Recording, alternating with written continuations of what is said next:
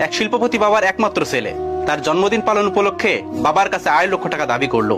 এর মধ্যে তার মা চলে আসলো এবং বলল, এই সম্পদ তো একদিন সবই তার হয়ে যাবে, তাকে দিয়ে দাও, তার মনে কষ্ট দিও না। বাবা তখন বললেন, আমি তোমার ছেলেকে যদি একটা উড়ান্ত প্লেনের পাইলটের সিটে বসিয়ে আমি সেখান থেকে নেমে পড়ি দায়িত্ব দিয়ে, তাহলে কেমন হবে তুমি বলো? মধ্যবিত্ত থেকে শিল্পপতি হয়ে ওঠা স্বামীকে বোঝেন বলেই মহিলা আর কোনো কথা বললেন না। বাবা তখন বললেন, ঠিক আছে, আমি তোমার ছেলেকে 2.5 লক্ষ টাকায় দেবো, সে যদি আমাকে উপার্জন করে 250 টাকা এনে দিতে পারে। সারা রাত নাক ডেকে ঘুমাচ্ছে ছেলে, মাত্র 250 টাকা। বাবা আগামীকালই দেখতে পারবে ছেলে তার সম্পদের দায়িত্ব নেওয়ার মতো যোগ্য হয়ে গেছে।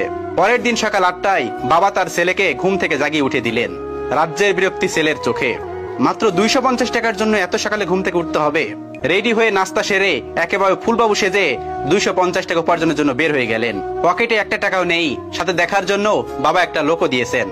ঘর থেকে বের হওয়ার পর তার মনে হচ্ছে সে যেন একটা সমুদ্রের মধ্যে হাবুডুবু খাচ্ছে। বিনা পুঁজিতে টাকা কোথায় পাই, কোথা থেকে ধার নিবে সেটাও পারতেছে না, কারোর সাহায্য নিতে পারছে না, ভিক্ষাও করতে পারবে না। পরিশ্রম করে উপার্জন করতে হবে, ভাবতে ভাবতেই দুপুর হয়ে গেল।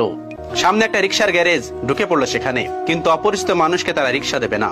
হঠাৎ মাথায় একটা বুদ্ধি আসলো, রিক্সা পাইনি তো কি হয়েছে, রিক্সা ঠেলতে তো পারবে। তখন উঁচু ব্রিজগুলোতে রিক্সাওয়ালার সাথে একজনকে রিক্সাগুলোতে ঠেলে উপরে উঠিয়ে দিতে হতো, বিনিময়ে যাত্রীরা 1 টাকা করে দিত। নন্দলাল নাদুস নুদুর জীবনে কোনো কাজ করেনি, এক গ্লাস পানিও নিজে কখনো ঢেলে খায়নি, আর আজ তপ্ত রোদে রিক্সা ঠেলছে, তাও আবার পুরান ঢাকায়। 10টা রিক্সা ঠেলে 50 টাকা উপার্জন করলো। 11 নম্বর রিক্সা ঠেলতে গিয়ে হোঁচট খেয়ে হাঁটু গেল ছিঁড়ে। আবার উঠে দাঁড়াতে যাত্রীর হাতে 5 টাকা দিলে চোখে অঝোর ধারায় কান্না চলে আসলো। ঘন্টাখানেক পর হাঁটুর ব্যথা আর তীব্র হতে লাগলো। বিকেল পর্যন্ত গুনে কেবল 90 টাকা উপার্জন হয়েছে। অবশ্য পেটের খিদা মিটাতে দুপুরে কিছু বনরুটি ও কলা খেয়ে নিয়েছে। প্রচন্ড ক্লান্ত মনে হচ্ছে নিজেকে, শরীর যেন নিজের সাথে প্রতারণা করছে। অবশেষে 90 টাকা নিয়েই ছেলেটি বাড়ি ফিরে গেল। ক্লান্ত শরীরে চোখে পানি নিয়ে বাবার সামনে গিয়ে দাঁড়িয়ে বাবার হাতে 90 টাকা দেয়। বাবাকে জড়িয়ে হু হু করে কাঁদতে কাঁদতে বলল, আমি পারিনি বাবা। তখন মায়ের অজর ধারা গুনগুন কান্না পরিবেশটা আরো ভারী করে তুলছে। ছেলের বিধ্বস্ত ক্লান্ত চেহারা, হাঁটুর কাছে ছেঁড়া প্যান্ট দেখে বাবা একটা গাজল হাসি উপহার দিল। ছেলের কাঁধে হাত রেখে বাবা বলল, এখন তুমি আমার সঙ্গে সায়দাবাদ থেকে হেঁটে বুড়িগঙ্গা নদীর কাছে যাবে। কোনো প্রশ্ন না। 4-4টা গাড়ি থাকতে, 2জন ড্রাইভার থাকতে হেঁটে কেন? ছেলের জিজ্ঞাসা চোখে বাবা বললেন, বাবা আজকের এই পজিশনে তো আমি একটু একটু করে এভাবে এগিয়ে এসেছি, গাড়ি বা বিমানের গতিতে আসেনি। তুমি তো মাত্র একটা দিন কষ্ট করেছো, একটু ধৈর্য ধরো। ক্লান্ত ছেলের হাত ধরে হাঁটতে হাঁটতে রাত 11:30টার দিকে ব্রিজে পৌঁছালো পিতা এবং পুত্র।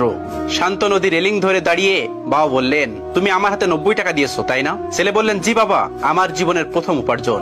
বাবা বললেন, আমি জানি তোমার এই টাকাগুলো উপার্জন করতে তোমার অনেক কষ্ট করতে হয়েছে। এখন আমি তোমাকে যা বলি শোনো।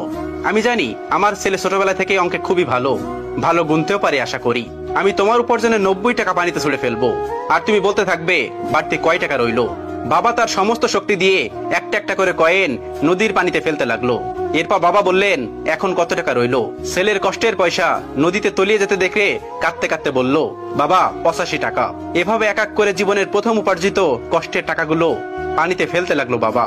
এরপর ছেলে গুনে গুনে বলল, 80, 70, 65, অবশিষ্ট 5 টাকা এসে থামলো। বাবা শেষের টাকাটা আর ফেললো না। পয়সা ফেলা বন্ধ করে বাবা ছেলেকে বলল, তোমার উপার্জনের 90 টাকা আজ আমি নষ্ট করতে তুমি কাঁদলে, আর আমার কত টাকা তুমি এভাবে নষ্ট করছো তার হিসাব আছে তোমার কাছে? কোথায়? আমি তো একদিনও কাঁদিনি। আজ তোমার অনুভূতিতে যেমন কষ্ট লেগেছে আমারও ঠিক তেমন উপলব্ধি আছে কষ্ট উপলব্ধি করার জন্য। তোমার শেষের 5 টাকার কয়েনটা আমি রেখে দিলাম, আমার সন্তানের প্রথম উপার্জিত টাকা। এটা একজন পিতার জন্য গর্বের একটা প্রাপ্তি। এটা স্মৃতি হিসাবে আমার মৃত্যুর আগ পর্যন্ত আমি আমার কাছে রাখবো। তুমি কাল তোমার মায়ের কাছ থেকে 2.5 লক্ষ টাকা নিয়ে নিও। বাবার এই কথা শুনে ছেলে বাবাকে জড়িয়ে ধরে চিৎকার করে কাঁদতে কাঁদতে বলল, বাবা আমার টাকা লাগবে না, আমার শিক্ষা লাগবে। উপযুক্ত শিক্ষা আমি স্কুল কলেজে এতদিন কিছু শিখতে পারিনি, যেটা তুমি আজ আমাকে শেখালে। তুমি পৃথিবীর শ্রেষ্ঠ বাবা। একজন আদর্শ বাবার চাইতে বড় শিক্ষক এই পৃথিবীতে আর কেউ হতে পারে না। একজন আদর্শ পিতাই পৃথিবীর শ্রেষ্ঠ শিক্ষক। ভিডিওটি ভালো লাগলে শেয়ার করে অবশ্যই কাছের মানুষগুলোকে দেখার সুযোগ করে দিবেন। Thanks for watching.